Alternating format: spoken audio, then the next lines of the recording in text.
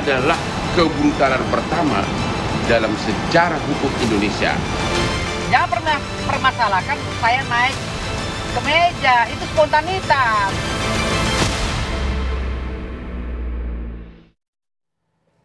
Baik, kita lanjutkan kembali dialog kita. Saya ingin ke Prof. Hipnu.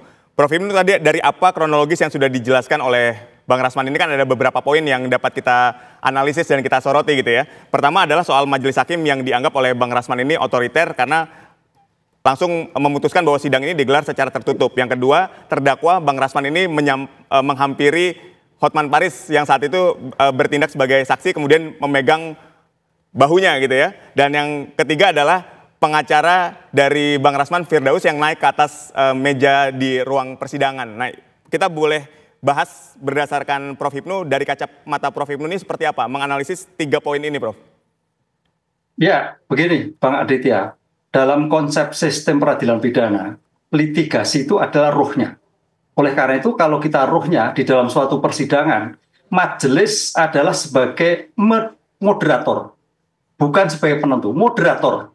Moderator sebagai ketua majelis. Makanya dalam urutan suatu persidangan, majelis itu ada paling senior, agak senior, paling junior.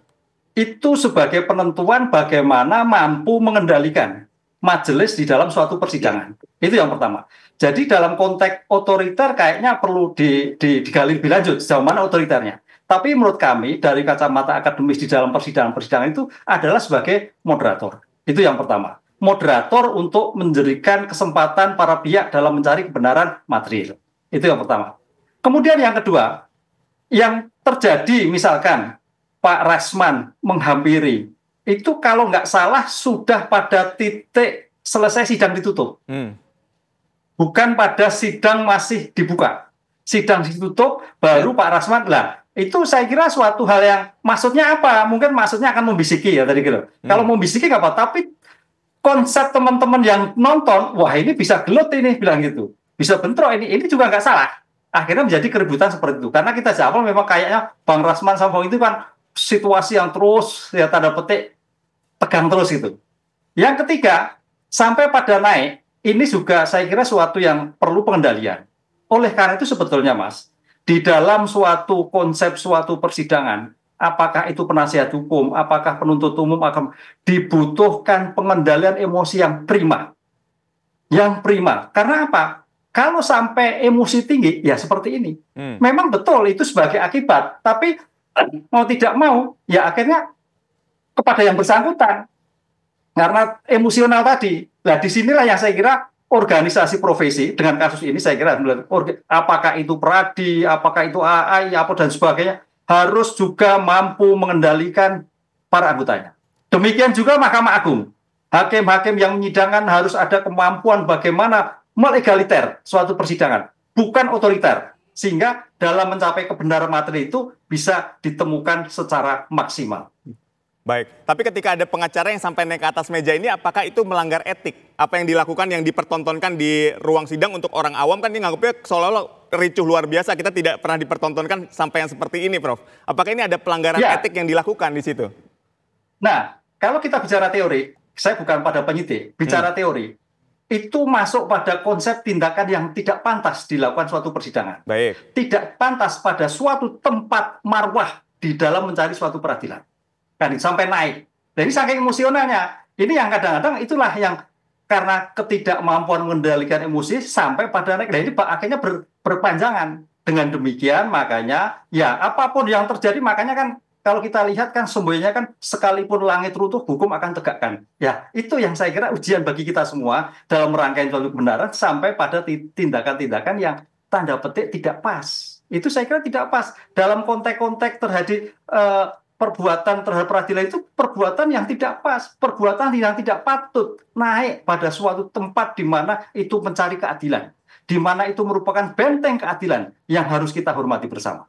Begitu, Mas. Baik, saya ingin ke Bang Rasman. Bang Rasman ini kan ada emosi yang tidak tertahankan gitu ya, harusnya dapat mengendalikan emosi di dalam ruang persidangan untuk menjaga marwah. Tapi kan di sini kita dipertontonkan sama sesuatu yang tidak pantas dan tidak patut. Silakan, Bang Rasman. Begini, saya sudah banyak menangani perkara. Ya, tunjukkan satu saja sidang yang saya tangani di mana-mana kalau pernah saya semarah ini. Tidak pernah. Ini akumulasi dari semua tim yang sudah berontak.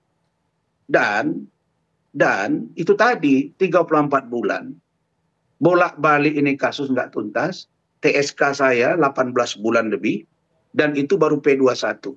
Saya di sini buka ya, saya pernah bertemu 3 kali dengan oknum jaksa yang juga punya jabatan di Kejaksaan Agung dan sekarang di salah satu kejaksaan tinggi. Bertemu saya, ya, di DKI ini. Dia bilang bahwa ini kasus nggak kena. Ada saksinya, ketemu saya, ada fotonya, ada rekamannya. Ya, dia ketemu saya 3 kali, dia mengatakan tidak. Tahu-tahu informasi terakhir yang saya dapat, dia yang mendorong kasus ini. Siap-siap kau. Kalau kau coba-coba mengintervensi dan tidak tegak lurus, saya akan buka. Saya nggak main-main, capek saya udah. Saya capek ya. Jadi saya membela diri saya tidak bisa, apalagi orang lain. Saya tidak pernah takut. Saya akan jadi bemper bagi penegakan hukum. Dan saya tidak peduli siapapun yang coba-coba menghalangi penegakan hukum. Karena saya tahu, itu yang disebut Pak Ibnu tadi. Fiat Justitia, ruat sulum. Tegakkan hukum meski langit runtuh sekalipun. Dan saya punya prinsip, lex neminem sigit et impossibilia. Sesuatu yang tidak dilakukan perbuatan, jangan paksakan dia melakukannya. Kenapa? Karena fakta sun potentiora verbis. Banyaknya kata-kata, ribuan kata-kata. Kalau itu tidak terbukti, maka dipatahkan oleh satu perbuatan. Karena itu jangan giring-giring opini publik. Saya katakan bahwa hukum harus tegak lurus. Bukankah Pak Sunarto sudah membuat rilis tentang sejarah hidup dia? Saya yakin Pak Sunarto akan berbenah. Hakim akan berbenah. Agung yang mana? Agung yang mana kita sekarang? Agung Mahkamah Bang Rasman, hukum harus tegak ya. Ini waktu kita sangat terbatas Bang Rasman, tapi kita sudah mendapatkan poin apa yang disampaikan dan kita akan sama-sama menyaksikan bagaimana sidang di 2 minggu ke depan ya. Tentunya publik berharap dipertontonkan pelajaran hukum yang baik. Baik, sekali lagi terima kasih Bang Rasman atas waktunya. Terima kasih juga Prof. Hipnu sudah berdialog bersama kami di Kabar Petang. Sehat dan sukses selalu untuk semua.